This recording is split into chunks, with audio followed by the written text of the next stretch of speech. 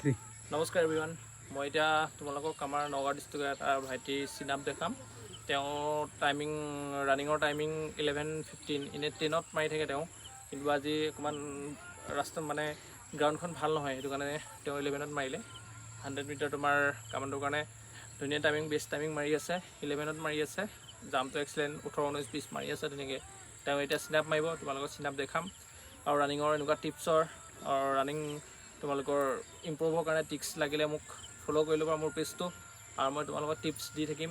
জাম্পৰ কাৰণে কিবা টিপছ লাগিলে মোক ক'বা। ফৌজি মানস ব্লগ চেনেলটো ধুনীয়াকৈ ছাবস্ক্ৰাইব ল'বা।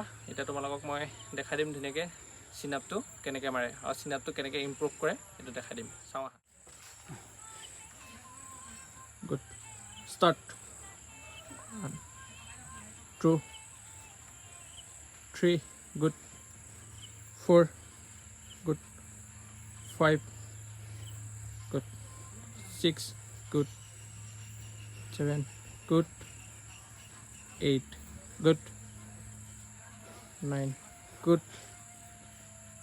10 good good nice 11 good 12 good 13 good good good মজা মজা মজা।